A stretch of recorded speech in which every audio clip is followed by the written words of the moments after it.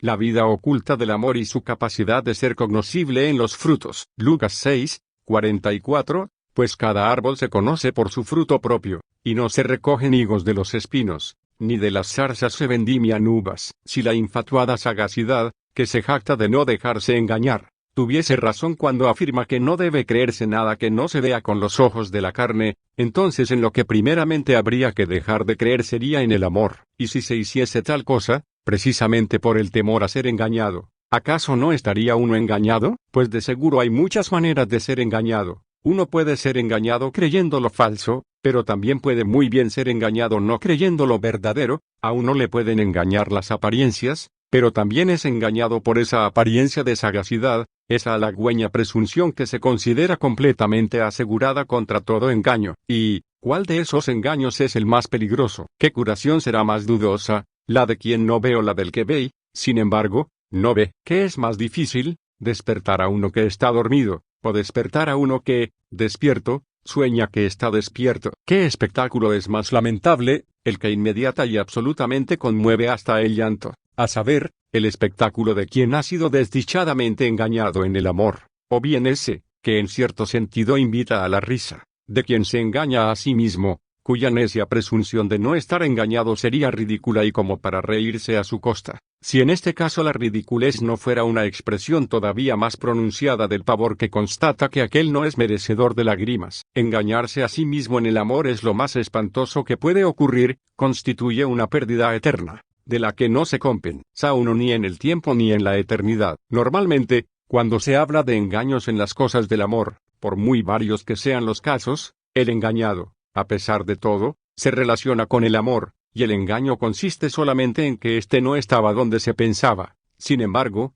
el que se engaña a sí mismo se ha excluido a sí mismo, cerrándose al amor. También se habla de si la vida le engañó o de si fue engañado durante su vida, pero la pérdida de quien impostoramente se engañó a sí mismo en el vivir constituye una pérdida irreparable. La eternidad puede reservar una compensación generosa incluso para aquel a quien la vida engañó a lo largo de toda su vida, mas el que se engaña a sí mismo se ha impedido él mismo la ganancia de lo eterno. Quien, precisamente a causa de su amor, resultara víctima del engaño humano, ¿qué habrá, con todo y con eso, perdido en rigor, cuando en la eternidad se revele que el amor permanece y el engaño ha cesado? En cambio, quien con ingenio se engañó a sí mismo, metiéndose con sagacidad en las redes de la sensatez, por más que a lo largo de toda su vida se considerara feliz en su imaginación, que no habrá perdido sin embargo cuando en la eternidad se revele que se había engañado a sí mismo? Puede que un ser humano, en la temporalidad, consiga prescindir del amor,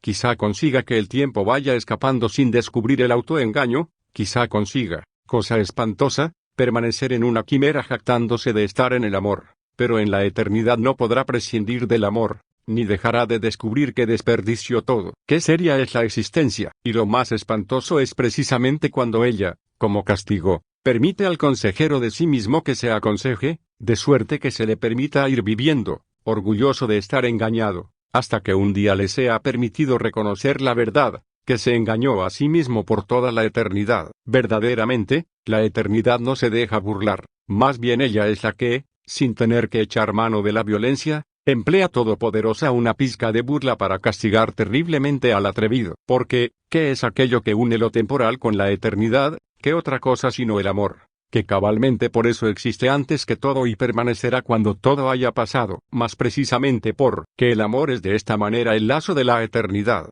y cabalmente porque la temporalidad y la eternidad son heterogéneas. Por eso a la sagacidad terrena de la temporalidad puede parecerle el amor una carga, y por lo mismo, en la temporalidad, puede parecerle al sensual un enorme alivio el arrojar de sí ese lazo de la eternidad. El que se ha engañado a sí mismo seguramente opina que puede consolarse, que, desde luego, ha hecho mucho más que vencer, en su presunción de insensato se le oculta cuán desconsolada es su vida. No le negaremos que él ha cesado de estar afligido, mas, ¿de qué le servirá eso si su salvación cabalmente consistiría en comenzar a afligirse en serio por sí mismo? Quizá el que se ha engañado a sí mismo opina incluso que es capaz de consolar a los que fueron víctimas del engaño de la infidelidad, pero qué insensatez que quien se ha averiado respecto a lo eterno pretenda sanar a aquel que, a lo sumo, estará enfermo hasta la muerte. Todavía más, el que se ha engañado a sí mismo quizá opine, mediante una extraña contradicción, que es compasivo con el desdichadamente engañado. Mas si tomas en consideración su discurso consolador y su sabiduría salutífera, entonces conocerás el amor por los frutos, por la amargura de la burla, por la cortante racionalidad, por el venenoso aliento de la desconfianza, por la recia frialdad del endurecimiento, es decir, por los frutos será posible conocer que dentro no hay amor ninguno. Uno conoce al árbol por los frutos, no se recogen uvas de los espinos o higos de los abrojos. Mateo 7, 16. Si pretendes recogerlos de ahí, entonces no solamente recogerás en vano, sino que las espinas habrán de enseñarte que recoges en vano, pues cada árbol se conoce por su fruto propio. También es posible, sin duda, que haya dos frutos que se asemejen muchísimo, siendo uno sano y sabroso, y el otro agrio y venenoso. También puede darse el caso de que el venenoso sea muy sabroso y que el sano sea algo amargo. Así también se conoce el amor por su fruto propio. Si uno se equivoca, ello se deberá o a que no se conocen los frutos, o a que en un caso concreto no se acierta a distinguirlos rectamente. Como se equivoca el que llama amor a lo que en rigor es amor de sí, cuando asegura bien alto que no puede vivir sin la persona amada, mientras no quiere saber nada acerca de que la tarea y la exigencia del amor consisten en negarse a sí mismo y renunciar a ese amor de sí de la pasión amorosa uno, o bien,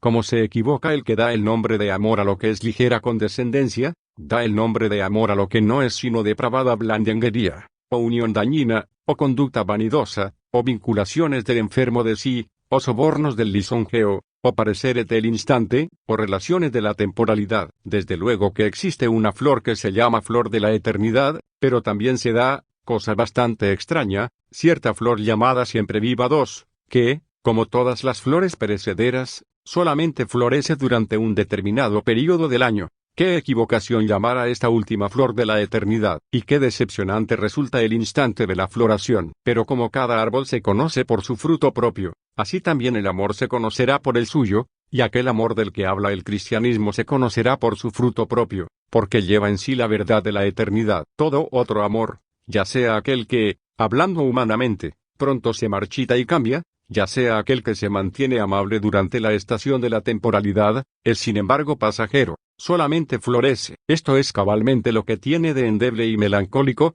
bien sea que florezca por una hora o durante 70 años, solamente florece. En cambio, el amor cristiano es eterno. Por eso, a nadie que se comprenda a sí mismo se le ocurrirá decir del amor cristiano que florece, ni a ningún poeta, de comprenderse íntimamente, se le ocurrirá cantarlo, pues lo que canta el poeta ha de encerrar esa melancolía que es el enigma de su propia vida, ha de florecer y, ¡ay!, tiene que perecer. Pero el amor cristiano permanece y por ello precisamente es, pues lo que perece florece, y lo que florece perece, mas lo que es no puede ser cantado, tiene que ser creído y tiene que vivirse. Cuando se dice que el amor se conoce por los frutos, se está diciendo a la par que el amor mismo en cierto sentido se halla en lo celado, y por lo mismo solo puede ser conocido por los frutos que lo revelan. Este es cabalmente el caso. Toda vida, e igualmente la del amor, está oculta en cuanto tal, pero se revela en otra cosa. La vida de la planta está oculta, el fruto es la revelación, la vida del pensamiento está oculta,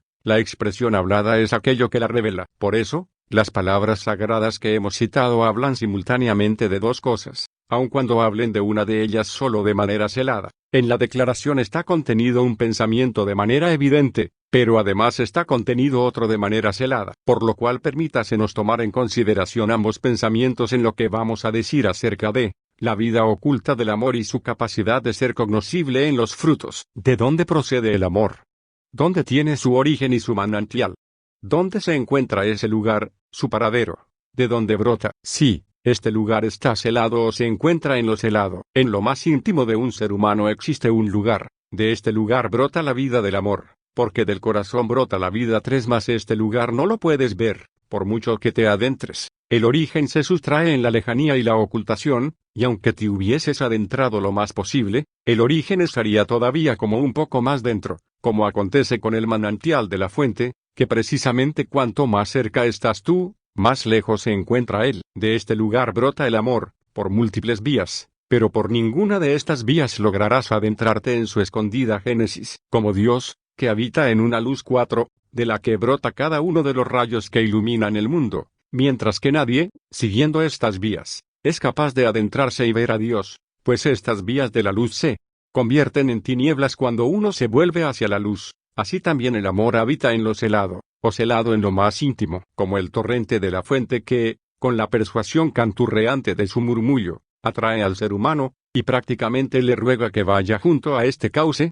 y no que curioseando se adentre con el fin de encontrar su manantial y descubrir su secreto, como los rayos del sol que, con su ayuda, invitan al ser humano a contemplar la gloria del mundo, pero castigan amonestadores con la ceguera al atrevido cuando se da la vuelta para descubrir curiosa e insolentemente el origen de la luz, como la fe que se ofrece sugestivamente al ser humano para acompañarle en el camino de la vida, pero petrifica al insolente que se da la vuelta para, insolentemente, encontrar explicación. Así también el deseo y la súplica del amor consisten en que su oculto manantial y su vida celada en lo más íntimo permanezcan en secreto, sin que nadie, curiosa e insolentemente, se adentre perturbador para ver aquello que, sin embargo, no puede ver, aquello de lo cual él, con su curiosidad, es bien capaz de echar a perder la alegría y la bendición para él. El sufrimiento más doloroso se da siempre cuando el médico, que se ve obligado a desmembrar, penetra en las partes nobles y, por eso mismo, ocultas del cuerpo. Así, también se da el sufrimiento más doloroso, y por añadidura el más corruptor, cuando alguien, en vez de regocijarse con el amor en sus manifestaciones, busca regocijarse escudriñándolo, es decir, perturbándolo. La vida celada del amor se encuentra en lo más íntimo, inescrutable, y con ello también en una inescrutable coherencia con la totalidad de la existencia. Al igual que el lago tranquilo tiene su asentamiento profundo en el fontanal oculto que ningún ojo alcanzó a ver, así el amor de un ser humano se asienta todavía más profundamente en el amor de Dios. Si no hubiese manantial alguno en el fondo, si Dios no fuese amor, entonces tampoco existiría el pequeño lago ni el amor de un ser humano. Como el lago tranquilo se asienta oscuramente en el profundo manantial, así el amor de un ser humano se asienta enigmáticamente en el de Dios. Como el tranquilo lago que bien puede invitarte a contemplarlo, pero mediante el reflejo de la oscuridad te impide sondearlo con la vista. De la misma manera el origen enigmático del amor en el amor de Dios te impide ver su fundamento. Cuando crees que lo ves, se trata en realidad de un reflejo que te engaña, como si él fuera el fundamento, cuando solo es aquello que esconde y está por encima del fundamento, que queda más profundo, como la ingeniosa tapa de un escondrijo, la cual, precisamente para ocultar el escondrijo por completo, ofrece el mismo aspecto que el fondo. Así ofrece engañosamente el mismo aspecto que las profundidades del fundamento aquello que solo esconde y está por encima de algo aún más profundo. Así está celada la vida del amor, mas su celada vida es en sí misma movimiento y lleva en sí la eternidad. Como el lago tranquilo, que por muy quieto que esté es, con todo, agua corriente, ya que el fontanal no se encuentra en el fondo. Así el amor, por muy tranquilo que se encuentre en su lugar oculto, está no obstante manando. Pero el tranquilo lago puede secarse en cuanto el manantial se detenga. En cambio, la vida del amor posee un manantial eterno. Esta es una vida fresca y eterna. No hay frío capaz de congelarla. Ella es de suyo demasiado caliente como para eso, ni hay color que la haga languidecer. Para esto es demasiado fresca en su frialdad. Eso sí, está celada. Y cuando el Evangelio habla de la capacidad de esta vida de ser cognoscible por sus frutos, esto no significa que ante todo uno haya de alborotar y perturbar esta ocultación, que uno haya de entregarse a la observación o a la autocontemplación exploradora, lo cual no hace sino entristecer al espíritu 5 y retardar el crecimiento. Sin embargo, esta vida celada del amor es cognoscible en los frutos. Sí, incluso es una necesidad para el amor el que pueda conocerse por los frutos. Oh, qué bella, sin embargo, es esta palabra que igual designa la mayor miseria, como designa la riqueza suma, pues de qué mala gana aceptaría un ser humano que, refiriéndose a él, se hablara de necesidad en el sentido de pasar necesidad, de ser un necesitado. Y, con todo, decimos lo más sublime cuando afirmamos del poeta que componer versos es una necesidad para él, del orador, que hablar es una necesidad para él, de la muchacha, que amar es una necesidad para ella. ¡Ay! Incluso el más necesitado de todos los que han vivido, si tuvo amor, cuán rica no habrá sido su vida en comparación con aquel, el único pobre, que nunca sintió necesidad de nada en el transcurso de su vida. Pues esta es, sin duda, la riqueza suma de la muchacha, precisamente que necesita al amado. Esta es la riqueza suma y verdadera del piadoso, que necesita a Dios. Pregunta a la muchacha si se sentiría así de dichosa pudiendo prescindir igualmente del amado. Pregunta al piadoso si le cabe en la cabeza o desearía poder prescindir igualmente de Dios. Y esto es lo que acontece también con la capacidad del amor de ser cognoscible por sus frutos, que cuando el régimen es el apropiado, se dice que se abre paso, lo que una vez más denota su riqueza, pues sí que habría de ser el mayor martirio que en el amor mismo pudiera realmente darse la contradicción, de que el amor suplique que se lo mantenga oculto, suplique que se lo haga incógnito. ¿Sería acaso como si la planta, habiendo sentido en sí la vida y la bendición de la lozanía, no osase manifestarla, como si tal bendición fuera una maldición y la guardara para sí, ay, como un secreto en medio de su inexplicable marchitarse? De ahí que no suceda así, pues, aun cuando una determinada manifestación del amor, e incluso un brote del corazón, retrocediera a un ocultamiento doloroso, por amor, a pesar de todo, la misma vida del amor se procuraría otro modo de expresión y se haría cognoscible en los frutos. O vosotros, mártires silenciosos de una pasión amorosa desgraciada, bien pudo quedar en secreto lo que penasteis de amor para ocultar un amor. Jamás se supo, así de grande fue cabalmente vuestro amor, el que hizo este sacrificio. Sin embargo, vuestro amor fue conocido por los frutos. Más todavía, quizá estos frutos fueron precisamente los más valiosos, los que maduraron en el sereno incendio de un dolor oculto. El árbol se conoce por los frutos. Es cierto que también se le puede conocer por las hojas, pero el fruto es desde luego la señal esencial, de manera que si por las hojas fuera por lo que conocieras que este es tal árbol determinado, pero al llegar el tiempo de la sazón te percataras de que no da fruto, conocerías en ello entonces que ese árbol no era propiamente el que parecía ser por las hojas. Exactamente lo mismo sucede con la capacidad del amor de ser cognoscible. El apóstol Juan dice: hijos míos, no amemos de palabra ni de boca, sino con obras y según la verdad. 1 Juan 3, 18. Y, ¿con qué podríamos comparar mejor este amor por las palabras y dichos que con las hojas del árbol? Desde luego, la palabra y la expresión y los recursos lingüísticos pueden ser también una señal del amor, pero insegura. La misma palabra en boca de uno puede ser tan rica, tan sincera, y en boca de otro ser como el susurro indefinido de las hojas. La misma palabra en boca de uno puede ser como el bendito grano alimenticio, y en la de otro como la hermosura estéril de la hoja. Pero no por ello has de contener la palabra, como tampoco ocultar la agitación perceptible si es auténtica, pues esto podría constituir precisamente un modo de proceder injusto y poco afectuoso, como cuando uno retiene el haber de otro. Tu amigo, tu amado, tu hijo, o quien quiera que sea el objeto de tu amor, tiene derecho a exigirte que también se lo expreses con palabras, cuando es ello lo que realmente te mueve interiormente. La emoción no es propiedad tuya, sino del otro, y el que la manifiestes constituye su haber, porque ciertamente en la emoción tú le perteneces, es él quien te conmueve, y de esta manera te hace consciente de que le perteneces. Cuando el corazón rebosa, no has de ofenderlo con el silencio, apretando los labios, de forma envidiosa, altiva, mezquina para con el otro. Deja que la boca hable de la abundancia del corazón antibarra. No te avergüences de tu sentimiento, y todavía menos de dar honradamente a cada uno lo suyo. Claro que no ha de amarse con palabras y dichos, ni tampoco ha de conocerse al amor por eso. Por tales frutos más bien, o por aquellos que son hojas solamente, se conocerá que el amor no ha llegado a desarrollarse. Ben Sirá dice de modo amonestador: 6, 4, y tus hojas devores, y destruyas tus frutos, y te dejes a ti mismo como un tronco seco. 7, pues precisamente por las palabras y dichos, como único fruto del amor, se conoce si un ser humano ha arrancado las hojas a destiempo, de suerte que no conseguirá fruto alguno, y eso por no hablar de lo verdaderamente terrible, a saber, que en las palabras y dichos se conozca precisamente alguna vez al estafador. Por tanto, el amor inmaduro y engañoso se conoce porque su único fruto son las palabras y dichos. Se afirma de ciertas plantas que es preciso que asienten el corazón. Lo mismo puede afirmarse también del amor de un ser humano. Para que realmente dé frutos y sea entonces conocido por el fruto, es necesario primeramente asentar el corazón, pues ciertamente el amor brota del corazón, mas no por eso hemos de olvidar precipitadamente lo eternal de que el amor asienta el corazón. Todo ser humano puede muy bien poseer las conmociones pasajeras de un corazón incierto, pero tener un corazón en este sentido,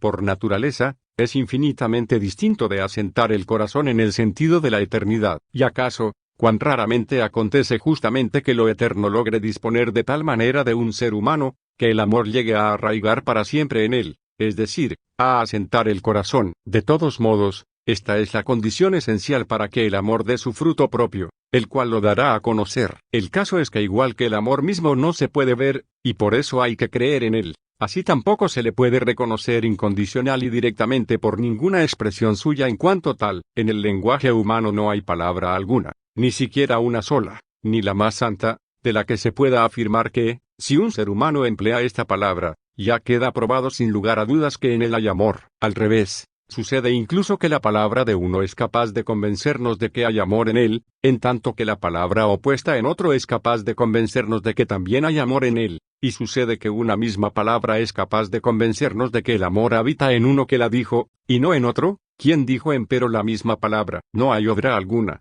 ni siquiera una sola, ni la mejor, de la cual podamos afirmar incondicionalmente que, quien hace tal cosa, sin lugar a dudas demuestra con ello amor. Esto depende de cómo se realice la obra. Hay, desde luego, obras que se llaman especialmente obras de caridad, pero en verdad, porque uno dé limosna, visite viudas o vista al desnudo, no por ello queda su amor demostrado o se ha hecho perceptible, pues las obras de caridad pueden llevarse a cabo de modo egoísta, y en este caso la obra de caridad no es obra alguna del amor. Seguro que tú has presenciado algo tan triste con bastante frecuencia, y quizá también alguna vez te has descubierto haciéndolo tú mismo, cosa que perfectamente confesaría de sí mismo cualquier ser humano honesto, precisamente porque no tiene la suficiente falta de afecto ni endurecimiento como para no advertir lo esencial, como para olvidar, de lo que se hace, el cómo se hace. Ay. Lutero reconoció que ni una sola vez en toda su vida había rezado sin ser en alguna medida interrumpido por uno u otro pensamiento que lo distraía. De la misma manera, alguien honesto no tendrá reparos en confesar que, por mucha que haya sido la frecuencia y por muchas veces que voluntaria y gustosamente haya dado limosna, jamás lo hizo en ausencia de debilidad, quizá distraído por una impresión casual, quizá con predilección caprichosa, quizá para redimirse, quizá con el rostro vuelto pero no en el sentido bíblico, para que no tuviera conocimiento de ello la mano izquierda 8, sino irreflexivamente, pensando quizá en su propio pesar en lugar de pensar en el del pobre, quizá buscando alivio al dar limosna, en lugar de procurar aliviar la pobreza, de modo que la obra de caridad no resultó entonces una obra del amor en sentido supremo. Por tanto, ¿de qué modo se dice la palabra, y sobre todo el modo como se la ha pensado y, por tanto, el modo como se lleva a cabo la obra? Esto es lo decisivo para determinar y para conocer el amor por los frutos. Pero aquí vuelve a regir que no hay ningún de este modo del que se pueda incondicionalmente afirmar que demuestra de manera absoluta la presencia del amor, o bien que demuestra absolutamente que allí no lo hay. Y,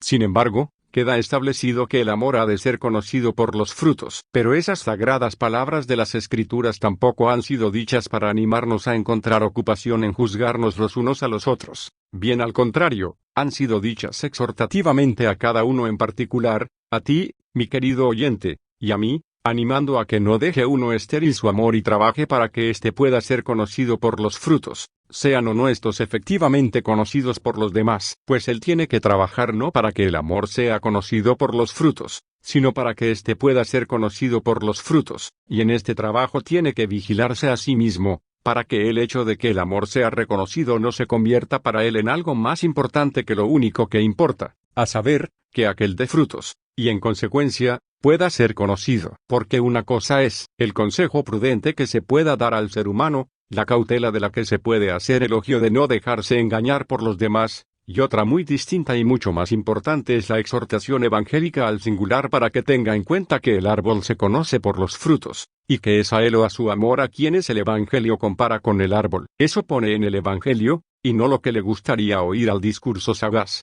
tú conocerás, o uno conocerá, el árbol por los frutos, sino que pone, el árbol se conocerá por los frutos, lo que significa, tú, que lees estas palabras del Evangelio, tú eres el árbol. Lo que el profeta Natán añadió a la parábola, tú eres ese hombre 9, el Evangelio no necesita añadirlo, porque está ya implícito en la forma de expresarlo y en el hecho de que son palabras del Evangelio, pues la autoridad divina del Evangelio no le habla a un ser humano acerca de otro ser humano, ni a ti, mi querido oyente, de mí, ni a mí de ti. No, cuando el Evangelio habla a cada persona en particular, no habla acerca de nosotros, seres humanos, de ti y de mí, sino que nos habla a nosotros, seres humanos, a ti y a mí, y habla acerca de que el amor se conocerá por los frutos. Por lo cual, si alguien exaltado, extático o hipócrita sacara la enseñanza de que el amor es un sentimiento oculto, demasiado distinguido como para dar fruto, o bien un sentimiento oculto tal que los frutos no probarían nada ni en favor ni en contra,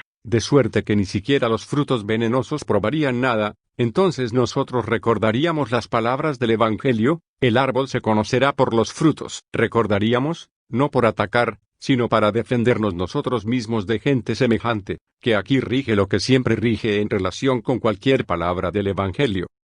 El que la ponga en práctica, será como el hombre que edifica sobre roca. Cuando lleguen las lluvias torrenciales y arruinen la distinguida fragilidad de aquel amor delicado, cuando los vientos soplen y embistan apóstrofe indicador ordinal masculino la trama de la hipocresía, entonces el amor verdadero será cognoscible por los frutos. Pues en verdad que el amor será cognoscible por los frutos, pero de esto no se sigue, sin embargo, que tú te hayas de encargar de ser el conocedor. También el árbol se conocerá por los frutos, pero de esto no se sigue que el árbol individual se haya de encargar de juzgar a los demás, pues lo que ocurre constantemente es todo lo contrario, que es el árbol individual el que habrá de dar los frutos. Claro que el ser humano no ha de temer ni a aquel que puede matar el cuerpo 11, ni tampoco al hipócrita. Solamente hay uno a quien el ser humano ha de temer, y este es Dios, y solamente hay uno a quien el ser humano ha de tener miedo, y este es él mismo. En verdad, jamás ningún hipócrita ha engañado a quien, con temor y temblor para con Dios, tuvo miedo de sí mismo. En cambio, quien se dedica afanosamente a localizar hipócritas, ya sea que tenga éxito o no lo tenga, que ande con mucho cuidado, no sea esto mismo también una hipocresía, pues sin duda semejantes descubrimientos tienen apenas que ver con los frutos del amor. Mas aquel cuyo amor verdaderamente dé su fruto propio, sin quererlo ni buscarlo, dejará al descubierto a cualquier hipócrita que se le acerque, o bien lo pondrá en vergüenza.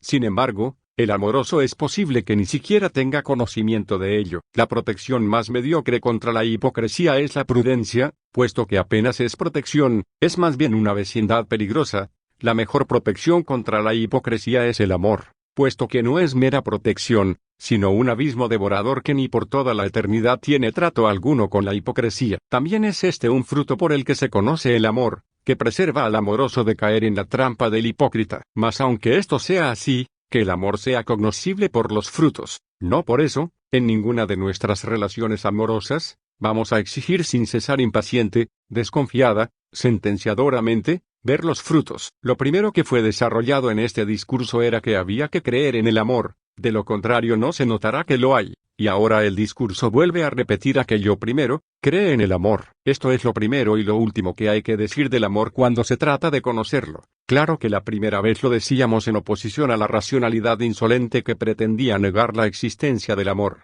En cambio ahora, después de que su capacidad de ser cognoscible por los frutos ha sido desarrollada, lo decimos en oposición a esa estrechez de corazón, mórbida, angustiada y puntillosa, que con desconfianza mezquina y lamentable quiere ver los frutos. No olvides que habría de constituir un fruto hermoso, noble y santo, en el que podría ser conocido el amor que hay en ti, si tú, en relación con otro ser humano, cuyo amor diera quizá un fruto menor, fueras tan amoroso como para ver lo más bello de lo que era. Si la desconfianza es realmente capaz de ver algo más pequeño de lo que es, así también el amor puede ver algo mayor de lo que es. No olvides que, incluso cuando te alegres por los frutos del amor, cuando conozcas por ellos que él habita en este otro ser humano, más glorioso aún es creer en el amor. Precisamente es esta una expresión nueva de la hondura del amor, que cuando uno ha aprendido a conocerlo por los frutos, entonces vuelve de nuevo a lo primero, y uno vuelve a ello como a lo supremo, vuelve a creer en el amor. Pues si bien la vida del amor es cognoscible por los frutos que la manifiestan, sin embargo la vida misma es con todo mucho más que el fruto individual y mucho más que todos los frutos juntos que pudieras contar en algún momento. Por eso, la señal definitiva, la más gloriosa y absolutamente convincente del amor, será el amor mismo, el cual es conocido y reconocido por parte del amor en otro. Lo igual solo se conoce por lo igual, solamente el que permanece en el amor puede conocer el amor, y además su amor puede ser conocido.